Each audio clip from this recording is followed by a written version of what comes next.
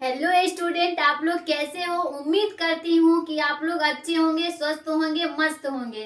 ठीक है, आप लोग कैसे हो बताइए जल्दी जल्दी। ठीक हो ना। तो देखिए भाई और बहनों, हमने पिछले कक्षा में आप लोग को बताए थे कैंसर के बारे में। क्या पढ़ने में मजा आया कल के क्लास में? कैंसर के बारे में आप पूरा पढ़ लिए हो? ठीक है, तो देखिए पिछले चैप्टर खत्म हो गया। एक चैप्टर का था रोग, ठीक है, तो वो खत्म हो गया और अब हम आते हैं 9 चैप्टर में। अभी इसमें थोड़ा कुछ और बचा हुआ है, उसके बाद हम चलाते हैं 9 में। ठीक है, 2 क्वेश्चन और कराऊंगी 8 चैप्टर से, उसके बाद फिर 9 चैप्टर में चली जाऊंगी। ओके भाई बहनों, कोई दिक्कत आप लोग को? अगर दिक्कत है तो बताइए, नहीं है तो खैर कोई बात ही नहीं है। और एक नए अंदाज में पढ़ना है, ठीक है भाई बहनों, क्योंकि आज वोट है। और कौन जीतेगा बताइएगा आप लोग, कौन जीतेगा? तो चलिए, वो सब हमें नहीं देखना है, हमें पढ़ना है। ठीक है, आप लोग का एग्जाम नजदीक है। कोई दिक्कत? एग्जाम नजदीक है, रिपीट करते रहिए। ठीक है भाई और बहनों, मत भूलिए कि आपका एग्जाम नहीं है। ओके, तो देखिए भाई और बहनों, हमने आज फिर से क्वेश्चन बताने वाली हूँ, तो आप लोग पढ़ने पे ध्यान दें और नए अंदाज में पढ़े। ठीक है, न्यू क्लास न्यू अंदाज। क्या कोई दिक्कत? तो लिखिएगा भाई और बहनों, सबसे पहले हम जानते हैं, ठीक है, सबसे पहले हम जानेंगे क्या इंटरफेरोन क्या है। कोई दिक्कत? कल मैं नहीं बता पाई थी, सिर्फ कैंसर के बारे में बताए थे। ठीक है भाई और बहनों, तो लिखिएगा सबसे पहले आप लोग डालिएगा इंटरफेरोन क्या है। कोई दिक्कत आप लोग को? और नए अंदाज में पढ़ना है, क्योंकि बायोलॉजी वाले ना ही थकते हैं और ना ही रुकते हैं। लिखिएगा आप लोग इंटरफेरोन, इंटरफेरोन। ठीक है भाई बहनों, इंटरफेरोन क्या है? क्या आप लोग को पता है इंटरफेरोन क्या है? बताइएगा भाई और बहनों, इंटरफेरोन क्या है? आप लोग को पता है? और नहीं पता है तो हम है ना, क्या आपकी दीदू है ना यहाँ, हम नहीं बताएंगे तो कौन बताएगा? क्या? तो देखिए भाई बहनों, आप लोग को नहीं पता है तो हम बता देते हैं। ठीक है, चलिए लिखते हैं। क्या लिखना है? इंटरफेरोन। तो लिखिएगा भाई और बहनों इंटरफेरोन। बताइएगा इंटरफेरोन क्या है? इंटरफेरोन एक वाहक, क्या लिखे भाई बहनों? इंटरफेरोन एक वाहक प्रोटीन है। क्या है? इंटरफेरोन एक वाहक प्रोटीन है। कोई दिक्कत यहां तक में? कोई दिक्कत यहां तक में? अच्छा, 13वीं लिखाता है, हमें देखने दो तो यहाँ से। हाँ लिखाता है थोड़ा, नहीं भाई बहन, है ना, कोई बात नहीं, आपसे नहीं लिखाएगा। ठीक है, थोड़ा होता है, पर आप लोग को दिख रहा है ना। अगर दिखने में कोई दिक्कत है तो आप लोग वो बताइए, लिखा हुआ साफ है। ठीक है, आप लोग देखते रहिए। ठीक है, और नोट करते जाइए। तो ठीक है, आगे लिखते हैं। लिखिएगा विषाणु, विषाणु का संक्रमण के, विषाणु के संक्रमण के कोशिकाओं में मुक्त होता है। क्या लिखना है भाई और बहनों? इंटरफेरोन एक वाहक प्रोटीन है जो विषाणु का संक्रमण में वाहक होता है। ठीक है, वाहक नहीं कोशिका। देखिए इंटरफेरोन एक वाहक प्रोटीन है, यहाँ लिखना है जो विषाणु का संक्रमण के द्वारा, लिखिएगा संक्रमण के द्वारा कोशिकाएं में क्या होता है भाई बहनों? कोशिकाएं में मुक्त हो जाता है, मुक्त हो जाता है। कोई दिक्कत यहाँ तक में? हमने क्या लिखा, इंटरफेरॉन एक वाहक प्रोटीन है जो विषाणु का संक्रमण के द्वारा कोशिकाएं में मुक्त हो जाती है। क्या हो जाती है, मुक्त हो जाता है या जाती है। ठीक है, कोई दिक्कत, कोई दिक्कत भाई और बहनों? आगे लिखिएगा इसका पॉइंट। आप लोग को पता है इसका खोज किसने किया था और कब किया था, बताइएगा भाई और बहनों। इसका खोज कब और किसने किया, बताइएगा, बताइएगा भाई और बहनों। आप लोग बता नहीं रहे हो, नहीं पता है, कोई दिक्कत नहीं, तो हम बता देते हैं। ठीक है, कोई बात नहीं। तो लिखिएगा, अगला पॉइंट देके लिखिएगा, इसका खोज आइजेक एवं लिंडमंड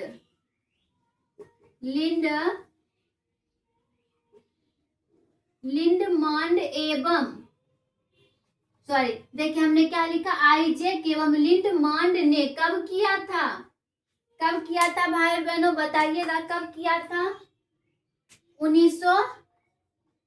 1957 ईस्वी में किया था। कोई दिक्कत भाई और बहनों यहाँ तक में, किसने किया था? ठीक है, आइजैक एवं लिंडमंड।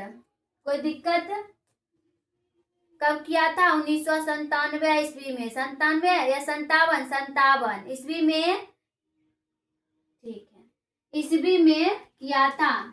इस प्रकार के प्रोटीन का पता लगाया था। कौन लगाया था? आइजैक एवं लिंडमान, सॉरी यहाँ मान होगा, लिंडमान नहीं, लिंडमान। ठीक है, फिर से देखिए भाई और बहनों, हमने क्या बताया, हमने क्या बताया है, इंटरफेरॉन एक प्रकार एक वाहक प्रोटीन है जो विषाणु का संक्रमण के द्वारा कोशिकाएं में मुक्त हो जाती है। आइजैक एवं लिंडमान ने 1957 ईस्वी में इस प्रकार के प्रोटीन का पता लगाया। कोई दिक्कत, कोई दिक्कत, ईस्वी में लिखिएगा, इस प्रकार का पता लगाया या किया था, कोई बात नहीं। ठीक है, यहाँ तक याद रखिएगा आप लोग, कोई दिक्कत आप लोग को। अगला पॉइंट आप लोग लिखिएगा, ये शरीर के विषाणु को, क्या लिखना है भाई और बहनों, ये शरीर के विषाणु को। ठीक है, कोई दिक्कत, कोई दिक्कत नहीं। ठीक है, देखिएगा, ये शरीर के विषाणु को आक्रमण से बचाता है। ठीक है, ये शरीर के विषाणु के आक्रमण से बचाता है। ठीक है भाई बहनों, कोई दिक्कत यहाँ तक में? यहाँ तक आप लोग नोट कीजिए। ठीक है, नोट करते रहिए आप लोग, कोई दिक्कत हो तो आप लोग पूछिएगा हमें। ठीक है भाई बहनों, और आप लोग बताइए पढ़ने में मजा आ रहा है? कोई बात नहीं, हाँ लिखा देते हैं एक पॉइंटर। ठीक है, 2, चलिए, कोई बोलते हो 2, कोई बोलते हो 1, और लिखना है इसमें, और लिखना है। देख, एक बोल रहा है हाँ, यस, ठीक है,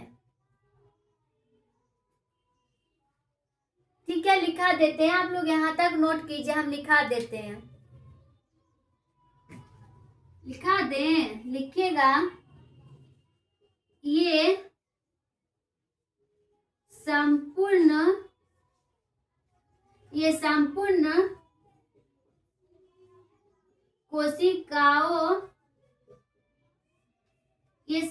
कोशिकाओं में विषाणुओं को रोकता है। क्या लिखना है भाई और बहनों? ये संपूर्ण कोशिकाओं में विषाणुओं को रोकता है। ठीक है, विषाणुओं को, ज्यादा अच्छा रहेगा, विषाणुओं को फैलाने से क्या करता है, रोकता है। ठीक है, क्या लिखे हैं, ये शरीर के विषाणुओं के आक्रमण से बचाता है। अगला है, ये संपूर्ण कोशिकाओं में विषाणुओं को फैलाने से रोकता है। ठीक है, यानी जब एक स्वस्थ शरीर रहेगा और क्या कहता है, विषाणु फैलाने में, तो उसको रोकबे ना करेगा। क्या आप स्वस्थ हैं और कोई चाहेगा कि आप बीमार हो जाइए? कोई चाहेगा नहीं ना। तो विषाणुओं को रोकने से, जब आपको पता रहेगा, जैसे डेंगू आया था, तो आपको पता होगा जब डेंगू आया था तो आप लोग उससे बचने के लिए कई तरह के इलाज करवाते थे ना। तो वही बताया था, विषाणुओं से रोकता है। ठीक है, कोई दिक्कत यहाँ तक में? यहाँ तक नोट कीजिए, हम आते हैं अगले क्वेश्चन पे। ठीक है भाई और बहनों, इसे मिटाऊं मैं? ऊपर मिटा रही हूँ, आप लोग नोट कर चुके होंगे। अगला लिखिएगा प्रतिरक्षी। ठीक है, अगला क्वेश्चन लिखिएगा प्रतिरक्षी।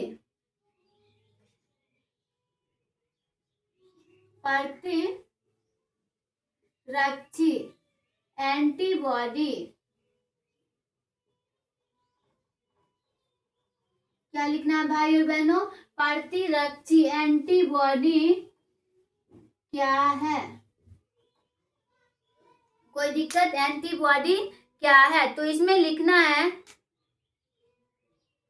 इसमें लिखिएगा इसका निर्माण क्या है? इसका निर्माण प्लाज्मा कोशिका में होता है। क्या लिखे भाई और बहनों? इसका निर्माण प्लाज्मा कोशिका में होता है। कोई दिक्कत? अगला लिखिएगा यह प्लाज्मा की कोशिका में या सतह पर घुली होती है।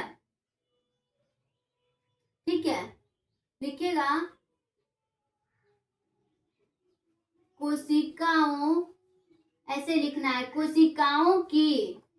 ठीक है भाई बहन, कोशिकाओं की झिल्ली, बेहतर रहेगा ऐसे। ठीक है, कोशिकाओं की झिल्ली या प्लाज्मा की सतह से घिरी रहती है। ठीक है भाई बहनों, क्या लिखना है? कोशिकाओं की झिल्ली या प्लाज्मा की सतह से क्या होती है? घुली होती है। कोई दिक्कत यहाँ तक में? नहीं। तो आगे लिखिएगा अगला। पहले ये देखिए, हमने क्या लिखा, इसका निर्माण कहाँ होता है? प्लाज्मा कोशिका में होता है। अगला क्या लिखना है? कोशिकाओं की झिल्ली या प्लाज्मा पर घुली होती है। ठीक है, प्लाज्मा पर, प्लाज्मा की सतह पर घुली होती है। प्लाज्मा की, ऐसे लिखना है बेहतर, प्लाज्मा की सतह पर घुली रहती है। कोई दिक्कत? घुली होती है या घुली रहती है? कोई दिक्कत भाई और बहनों? यहाँ तक में कोई दिक्कत आप लोग को? कोई दिक्कत नहीं। तो मैं नीचे मिटाऊं भाई बहनों? आप लोग लिखते जाइए। ठीक है, ये नोट कर चुके हो? नहीं? ठीक है, तो कीजिए। देखिए, लिखिएगा अगला पॉइंट,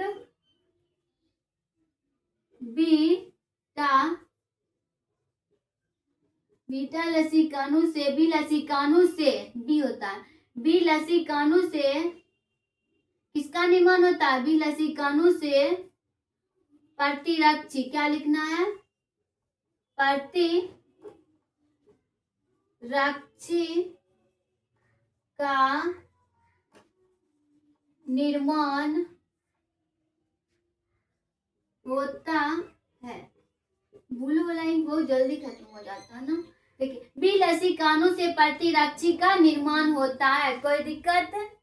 प्रतिरक्षी का निर्माण होता है। आगे लिखिएगा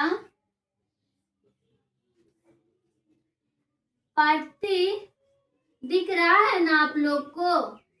प्रतिरक्षी से L2H2 को प्रदर्शित करते हैं। क्या करते हैं? प्रदर्शित करते हैं। समझ में आया? यानी प्रतिरक्षी को हम किसे शुरुआत करते हैं? L2 या H2 को प्रदर्शित करते हैं। ठीक है, शुरुआत हम करते हैं L2 और H2 से। अब हम ये भी मैं बताऊंगी किसमें किया जाता है H2 को और किसमें किया जाता है L2 को। ठीक है, तो आप लोग यहाँ तक नोट कर चुके हो? ठीक है, तो आप लोग नोट कीजिए। ठीक है भाई और बहनों, आप लोग नोट करिए तब तक हम। उसके बाद अगला हेडिंग आप लोग को देना है एंटीबॉडी की संरचना। ठीक है, मैं संरचना भी बताऊंगी इसका। ठीक है, आप लोग को दिख रहा है ना? मजा आ रहा है पढ़ने में? बताइएगा भाई और बहनों, मजा आ रहा है पढ़ने में? कोई दिक्कत नहीं।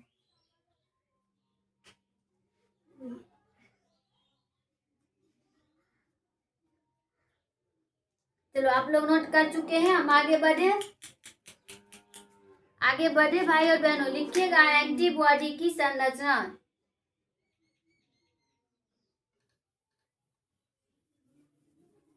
लिखिएगा। डाल दिए हैं आप लोग? हम डालेंगे तब ना। देखिए, एंटीबॉडी की इसी के नीचे लिखना है एंटीबॉडी की संरचना। क्या लिखना है भाई और बहनों? एंटीबॉडी यानी प्रतिरक्षी की संरचना। ठीक है, तो लिखिएगा, इसके नीचे लिखिएगा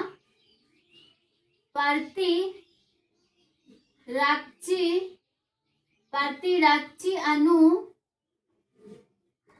एक प्रकार की क्या है? प्रोटीन है। क्या है? प्रोटीन है। ठीक है, प्रतिरक्षी अणु एक प्रकार की प्रोटीन होती है। कोई दिक्कत? अब दिख रहा है ना आप लोग को साफ साफ? देखिए, इससे ज्यादा लाइट करता है इंक देने के बाद, पर तुरंत खत्म हो जाता है। खैर, कोई दिक्कत नहीं, आप लोग लिखिए, हम भर देते हैं इसमें इंक और लिख दिए हैं। ठीक है, कोई दिक्कत आप लोग को नहीं? यहाँ तक में कोई दिक्कत? बताइएगा आप लोग जल्दी जल्दी। ठीक है, तो मैं नीचे मिटाती हूँ, इसका थोड़ा बड़ा लिखना है। आप लोग नोट कर चुके हो? ये तो आप कर चुके होंगे, मैं पूरा मिटा रही हूँ। ठीक है, लिखिएगा प्रत्येक प्रति अणु, लिखिएगा प्रत्येक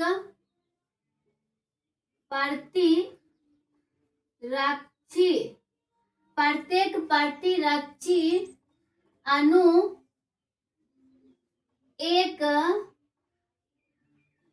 प्रकार की, क्या लिखना है? प्रत्येक प्रतिरक्षी अणु एक प्रकार की पॉलीपेप्टाइड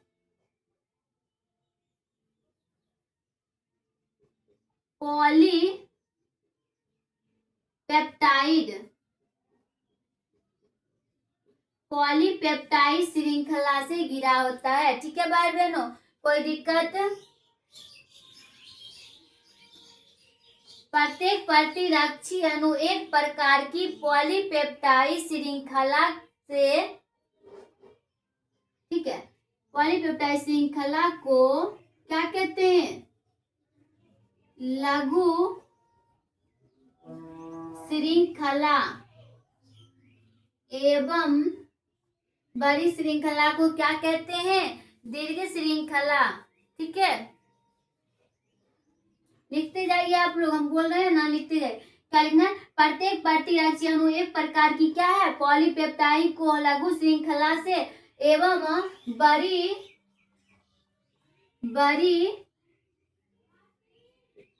श्रृंखला को दीर्घ श्रृंखला दीर्घ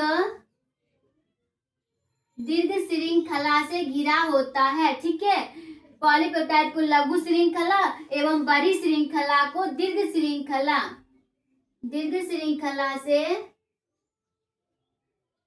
घिरा होता है। कोई दिक्कत भाई और बहनों?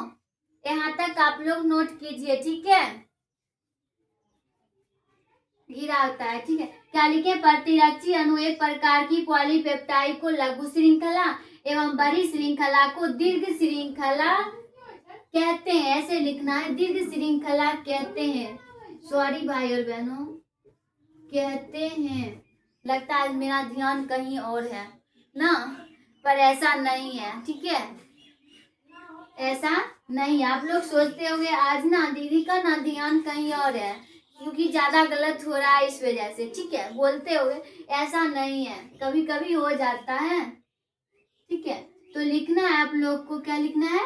यहाँ तक समझ में आया? पूछेगा लघु श्रृंखला यानी पॉलीपेप्टाइड को लघु श्रृंखला से एवं बड़ी श्रृंखला को किससे? दीर्घ श्रृंखला से करते हैं। क्या कहते हैं? दीर्घ श्रृंखला कहते हैं। यहाँ तक में कोई दिक्कत? आगे लिखिएगा आप लोग छोटी श्रृंखला। अब हम बताते हैं, आप लोग को बोले थे ना H2 को कहाँ प्रदर्शित करते हैं और L2 को कहाँ प्रदर्शित करते हैं। तो लिखेगा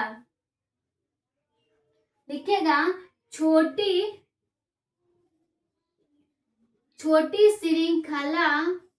ठीक है भाई बहनों, एवं छोटी श्रृंखला एवं हल्की श्रृंखला, ऐसे लिखना है। छोटी श्रृंखला एवं हल्की श्रृंखला को किससे प्रदर्शित करते हैं? तो लिखिएगा आप लोग L2 से। किससे करते हैं? L2 से। किससे प्रदर्शित करते हैं बताइए भाई और बहनों? L2 से प्रदर्शित करते हैं। कोई दिक्कत आप लोग को? L2 से प्रदर्शित करते हैं। कोई दिक्कत? अब ये भी आप लोग लिख सकते हो, H2 से किसे प्रदर्शित करते हैं। ठीक है, लिख लीजिएगा। ये लिख दो तो लिखिएगा बड़ी श्रृंखला। देखिए यहाँ सिर्फ L लिखिएगा। ठीक है, L से प्रदर्शित करते हैं। बड़ी श्रृंखला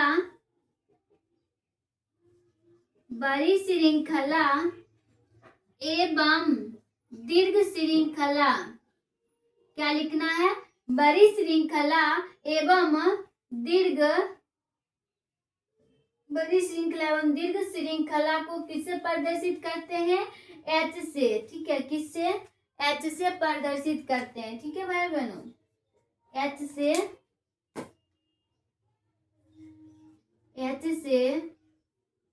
प्रदर्शित करते हैं। कोई दिक्कत? आप लोग नोट करते जाइए। देखिए कितना अच्छा लग रहा है देखने में। दिख रहा है ना अच्छे से? अब जो आनर होगा उसे तो नहीं है ना दिखेगा। क्या दिखेगा? नहीं ना। गुस्सा हो गए हो? मजाक किए हैं। आप लोग क्यों आनर होंगे? क्या देखिएगा भाई बहनों, हमने क्या लिखा आप लोग सुनिएगा। प्रतिरक्षी अणु एक प्रकार की प्रोटीन है। हम सबसे पहले जानेंगे एंटीबॉडी की संरचना, यानी प्रतिरक्षी अणु की संरचना। मैं इसकी संरचना भी बताती हूँ आप लोग को ड्राइंग बना के। तो हमने क्या लिखा? प्रतिरक्षी अणु एक प्रकार की प्रोटीन होती है। क्या होती है? प्रोटीन होती है। आप लोग क्लास में ही याद कर लीजिए। हमने कितने बार बता रही हूँ, आप लोग को याद हो जाना चाहिए। ठीक है, तो देखिए हमने क्या बताया? प्रतिरक्षी अणु एक प्रकार की प्रोटीन होती है।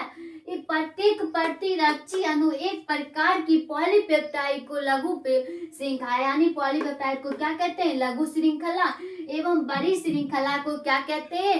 दीर्घ श्रृंखला कहते हैं। ठीक है, उसके बाद अगला जानिएगा, छोटी श्रृंखला एवं हल्की श्रृंखला को L से प्रदर्शित करते हैं। फिर से सुनिएगा और याद रखिएगा। छोटी श्रृंखला एवं हल्की श्रृंखला यानी छोटा हो, और जब छोटा रहेगा तो हल्का होगा ही ना। क्या छोटी श्रृंखला यानी हल्का श्रृंखला को एल से प्रदर्शित करते हैं, ठीक है। बड़ी श्रृंखला एवं दीर्घ श्रृंखला यानी बड़ा हो और भारी हो तो उसको हम क्या से प्रदर्शित करते हैं, एच से प्रदर्शित करते हैं, ठीक है भाई बहनों। कोई दिक्कत यहाँ तक में? तो मैं ऊपर मिटाऊं और आप लोग लिखिएगा और संरचना भी बनाना है, ठीक है भाई बहनों। नीचे आप लोग नोट कीजिए, तब तक मैं यहाँ एक पॉइंट लिख देती हूँ, ठीक है। आगे लिखना है आप लोग को, लिखिएगा, देखिएगा, बताइएगा आप लोग प्रतिरक्षी अणु को किस अक्षर से प्रदर्शित करते हैं, बताइएगा।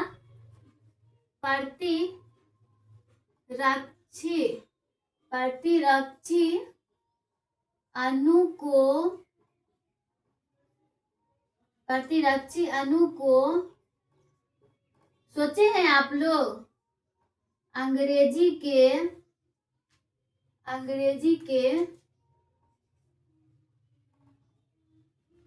क्या लिखे हैं, वाई, अंग्रेजी के वाई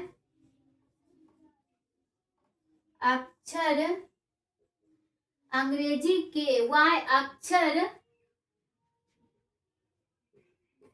समान होते हैं। हम चित्र भी बना के दिखाएंगे आप लोग को कैसे वाई के तरह होता है। वाई ऐसे होता है और हम आपको बताते हैं वाई, ठीक है। वाई के तरह होता है, किसके तरह होता है, प्रतिरक्षी अणु अंग्रेजी के वाई अक्षर के समान होता है। आगे लिखना है आप लोग को लिखना है, सिर्फ देखना नहीं है, ठीक है। लिखिएगा प्रतिरक्षी, लिखिएगा हल्की श्रृंखला किससे बंधा हुआ रहता है वो जानेगा। हल्की श्रृंखला एवं भारी श्रृंखला, क्या लिखना है भाई और बहनों, हल्की श्रृंखला एवं भारी श्रृंखला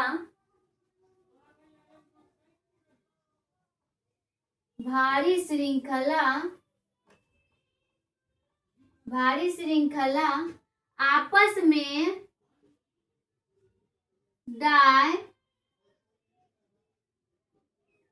डाइसल्फाइड बंध से जुड़ा होता है। क्या लिखना है, डाइसल्फाइड बंध से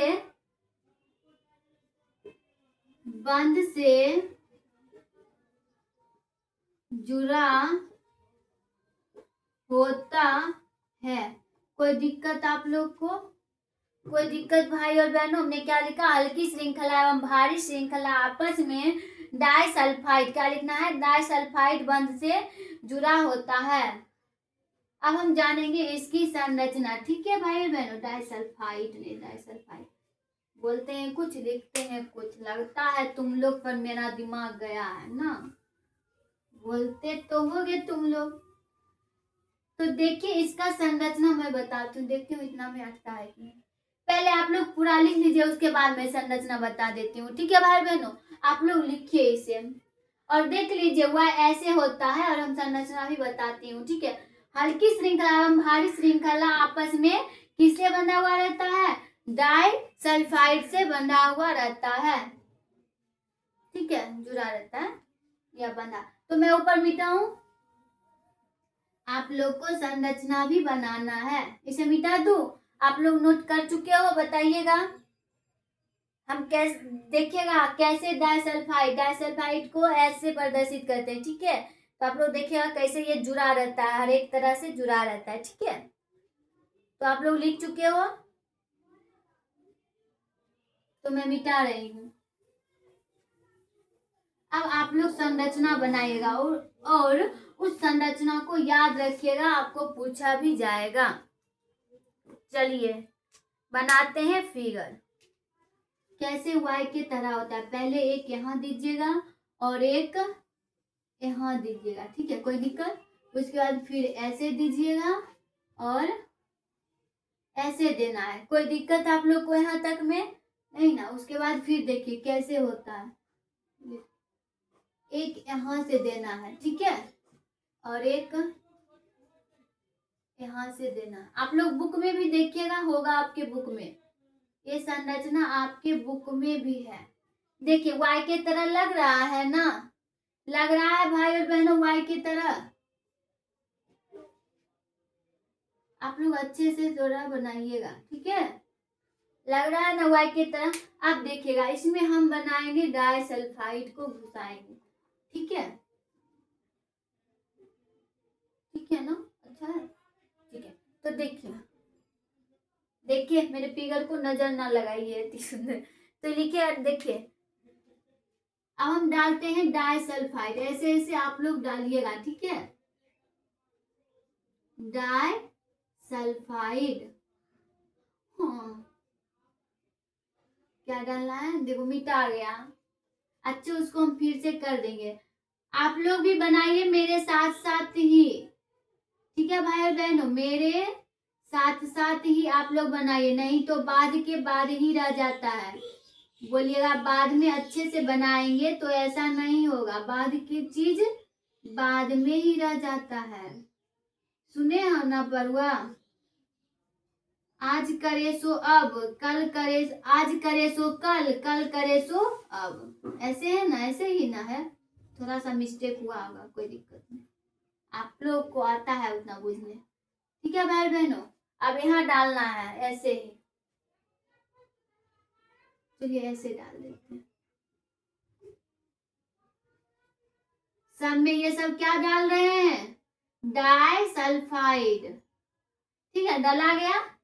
अच्छा लग रहा है ना देखने में। अब भरिएगा भारी श्रृंखला, इसको हम बोलते हैं भारी श्रृंखला, इसको हम बोलते हैं हल्की श्रृंखला, ठीक है, क्या बोलते हैं, हल्की श्रृंखला। देखिए ये जो हुआ ये सब, इसको हम बोलते हैं डाइसल्फाइड, डाइसल्फाइड, ठीक है, बोले थे ना। अब इधर देखो, यहाँ बोलते हैं हल्की हल्की श्रृंखला, ठीक है, कोई दिक्कत यहाँ तक में। बन गया एंटीबॉडी की संरचना, यानी प्रतिरक्षी की संरचना, ठीक है। कोई दिक्कत यहाँ तक में भाई और बहनों, बताइएगा, कोई दिक्कत आप लोग को नहीं ना। देखिए हमने क्या बताया, एंटीबॉडी यानी प्रतिरक्षी की संरचना, ठीक है। अब भारी श्रृंखला कहाँ होता है, दीर्घ श्रृंखला कहाँ होता है, और दीर्घ नहीं, देखिए भारी श्रृंखला कहाँ होता है, हल्की श्रृंखला, और डाइसल्फाइड, डाइसल्फाइड किसको बोलते हैं, तो हम इसको बोलते हैं, एस से प्रदर्शित करते हैं डाइसल्फाइड को, ठीक है। कोई दिक्कत आप लोग को नहीं ना, तो आप लोग संरचना नोट कर लीजिए, ठीक है, फिर मैं आगे चलती हूँ, ठीक है भाई बहनों, यहाँ तक आप लोग नोट कीजिए। और ये चैप्टर हो गया यही समाप्त, कौन सा, 8वां चैप्टर समाप्त हो गया। हम आएंगे आप 9वां चैप्टर पे, ये लास्ट था, ठीक है, बीबीआई में बता रहे हैं, और अगर हमें क्लास में पढ़ाए हैं तो उससे ज्यादा ही बताए होंगे आप लोग को, ठीक है भाई बहन। जल्दी जल्दी कीजिए आप लोग और बताइए, हो गया है तो बताइए, मैं मिटाऊंगी और चलूंगी अगले टॉपिक पे, अगले क्वेश्चन पे, ठीक है।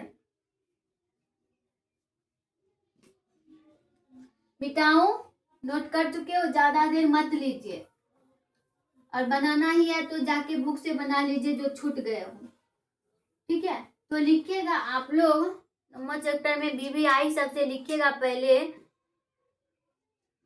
कृत्रिम प्रजनन, पहला क्वेश्चन है 9वां चैप्टर का, कृत्रिम प्रजनन या कृत्रिम गर्भाशय, कृत्रिम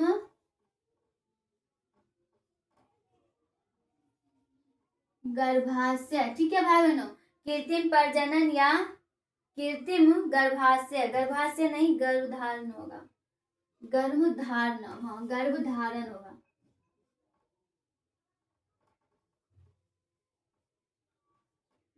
गर्भधारण होगा, ठीक है, ऐसे लिखे कृत्रिम प्रजनन या कृत्रिम गर्भधान। ठीक है, कोई दिक्कत यहाँ तक में आप लोग को?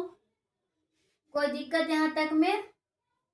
ऐसे लिखना है गर्भधान, तो मना में ना होता है।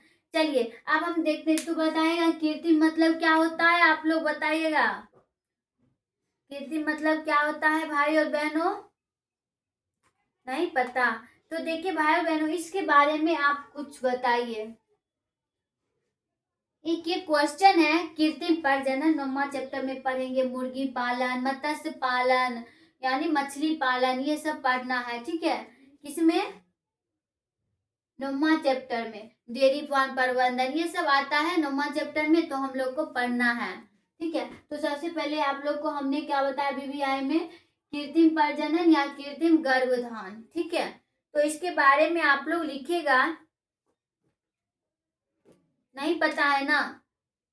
कोई बात नहीं, हम लिखा देते हैं, लिखिएगा इसमें। ठीक है, लिखिएगा इसमें वांछित, लिखिएगा इसमें वांछित गुण वाले नर का वीर, क्या लिखना है? इसमें वांछित गुण वाले नर का वीर प्राप्त करके, ठीक है, क्या लिखना? इसमें वांछित गुण वाले नर का वीर प्राप्त करके विशेष गुण वाले में दिया जाता है। ठीक है, विशेष, देखिएगा विशेष उपकरण, क्या लिखना है? विशेष उपकरण के द्वारा, विशेष उपकरण के द्वारा, ठीक है, विशेष उपकरण के द्वारा मादा के ऋतु काल में पहुंचाया जाता है। क्या लिखना है इसमें? आप लोग को दिख रहा है ना, इसमें वांछित गुण वाले नर का वीर प्राप्त करके विशेष उपकरण के द्वारा मादा के ऋतु काल, क्या लिखना? मादा के ऋतु काल में पहुंचाया जाता है। ठीक है, द्वारा ऋतु काल में, ऐसे लिखना, ऋतु काल में आने पर किसमें पहुंचाया जाता है वो देखिए। आने पर मादा के, कहाँ पहुंचाया जाता है? मादा के जनन पथ में पहुंचाया जाता है। जनन पथ में पहुंचाया जाता है।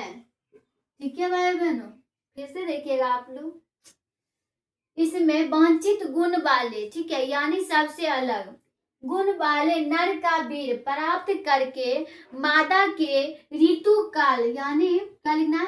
मादा के ऋतु काल में आने पर मादा के कहाँ पहुंचाया जाता है? यानी जब ऋतु काल में आएगा तो उसके कहाँ पहुंचाया जाता है? मादा के जनन पथ में पहुंचाया जाता है, तभी तो संतान का निर्माण होता है। ठीक है, जनन पथ में पहुंचेगा तब ना। ठीक है भाई बहनों, कोई दिक्कत यहाँ तक में? कोई दिक्कत यहाँ तक में? पहुंचाया जाता है। ठीक है, तो इसे ही क्या कहते हैं? इसे ही कृत्रिम, क्या कहते हैं? कृत्रिम प्रजनन कहते हैं। ठीक है, अब एग्जाम्पल में देखिएगा आप लोग। ठीक है, उदाहरण लिखिएगा, भैंस, खरगोश, ये सब लिखिएगा। ठीक है, लिखिएगा, क्या लिखना है? क्या लिखे हैं? भैंस, खरगोश, लिखिएगा भैंस, खरगोश, और क्या होगा? खरगोश, भेड़ में कि इसमें होता है भेड़ में किया जाता है। किसमें होता है? भैंस खरगोश भेड़ में किया जाता है। किसका प्रयोग? कृत्रिम प्रजनन का। ठीक है, कोई दिक्कत? तो मैं मिटाऊं, आगे लिखिएगा आप लोग इसके बारे में। इसे मैं मिटाऊं भाई और बहनों, आप लोग नोट कर चुके हो? यहाँ तक नोट कर चुके हो? बताइएगा। ठीक है, कोई बात नहीं, आज यहीं तक रहने देते हैं, फिर अगले क्लास में जानेंगे। तो देखिए भाई और बहनों, 9वें चैप्टर में हमसे बताएं कृत्रिम प्रजनन। आगे मैं बताऊंगी आप लोग को डेयरी फार्म प्रबंधन, मुर्गी पालन क्या है, मत्स्य पालन क्या है, ये सब बताऊंगी आपको। ठीक है, और ये सब इम्पोर्टेंट है, पढ़ना है आपको। मत्स्य पालन पूछेगा, मुर्गी पालन भी पूछ सकता है। ठीक है, तो मैं अगले क्लास में आपको वो बताती हूँ। आप लोग यहाँ तक नोट कर लीजिए, और मैं उम्मीद करती हूँ कि आप लोग मेरा पूरा वीडियो देख चुके होंगे। ठीक है, बोरिंग भी लग रहा है आप लोग को, और मैंने जो समझाई हूँ क्या आप लोग समझ गए हो? उसे समझ गए हैं या नहीं, सो बताइए। तो कोई बात नहीं, तो फिर आज मैं क्लास यहीं तक रखती हूँ। क्या अगले नेक्स्ट क्लास में हम जो बताया है वो मैं बताऊंगी, और आप लोग ऐसी तरह पढ़ते रहिए, और मेरा वीडियो लाइक शेयर जरूर कीजिए। ठीक है, कोई दिक्कत?